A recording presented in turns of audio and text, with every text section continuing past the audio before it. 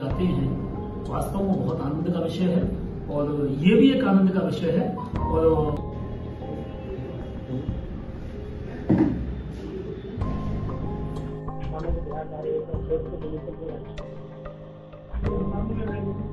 देखिए, सामूहिकता के साथ हम लोगों को रहना ये हमारी पुरातन संस्कृति है और सनातन परंपरा भी यही है कि हम सामूहिक रूप से रहें।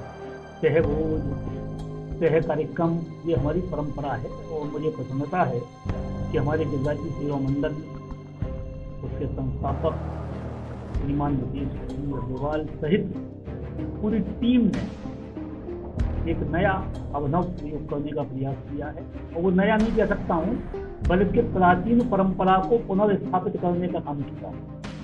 क्योंकि हम लोगों के होश में कभी ऐसा नहीं हुआ कि सामूहिक फलाहार, लेकिन सुनने को मिलता है। हमारे गुरु जी बैठे हैं, इनके आशीर्वाद से हम सब लोग ये काम करते हैं। जो तो मंदिर में सामूहिक कार्यक्रम ही करा, भगवान के दरबार में सभी सामूहिक काम होते हैं और गिरिराज सेवा मंडल भी भगवान श्री कृष्ण का काम करता है। और श्री गिरिराज सेवा मंडल ने यहाँ इसी स्थान पर गौशाला में 56 भोग की शुरुआत की और आज तो स्थिति के साथ में 2-4 भोग लग जाती है। ये बड़ी उपलब्धि है और इसी प्रकार से ये शहर रोज का कार्यक्रम है। मैं बड़ी प्रसन्नता है, मैं गिरिराज सेवा मंडल को बहुत बधाई देता हूँ कि उन्होंने ये प्रसादी का कार्यक्रम में के द्वारा अपनी सनातन परंपरा को पुनर्स्थापित किया है। आगरा के लिए जो गर्व की बात है, और ये मेरे ध्यान में तो पहला कार्यक्रम है। बाकी नीतीश जी बता पाएंगे कि कब हुआ है, कैसे हुआ है।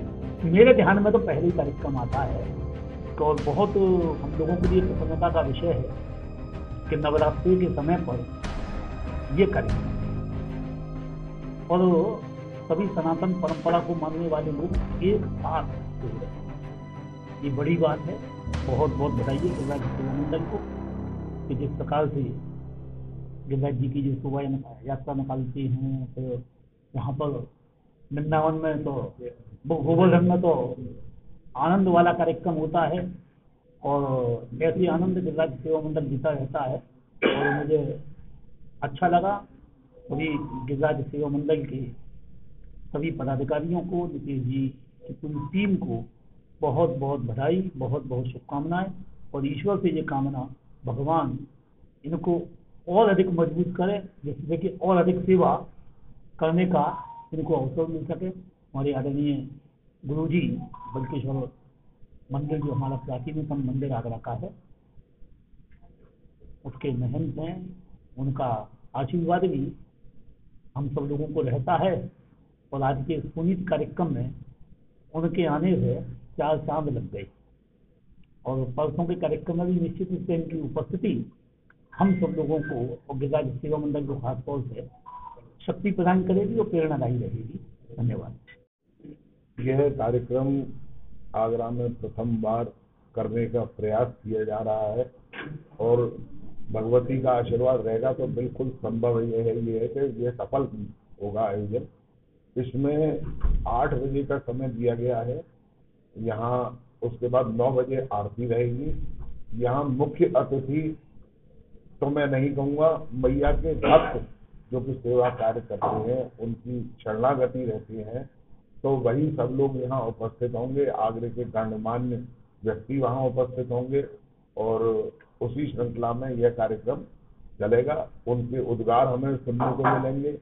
ये सामूहिक बलिहार का जो कार्यक्रम है, ये सनातन धर्म को जागृत करने का भी कार्यक्रम करेगा। और इसमें विशेष बात हमने कार्ड में भी अंकित की हुई है कि इसमें आने वाले प्रत्येक भक्त अपने साथ बच्चों को जरूर लाएं। बच्चे हमारे देश की नींव हैं, वह जैसा देखेंगे आगे अपने भविष्य में वही करने की कोशिश करेंगे। यह हमारी गिरिराज जी सेवा मंडल एक नई परंपराएं जो प्रारंभ करती है, जो कि आगरा की एक परंपरा ही बन जाती है इनके करने के बाद। जिस प्रकार गौशाला में 56 भोग लगे और ये पहली बार आगरा में जो सामूहिक फलिहार का कार्यक्रम है, इसमें सभी भक्त आमंत्रित होंगे और आगे मैं कामना करता हूं कि और संस्थाएं और लोग जुड़कर ऐसे ही सनातन धर्म को जागृत करने के कार्य करते रहें, जिससे हमारे समाज को बल मिले और माँ का आशीर्वाद सदैव भक्तों पर बना रहे।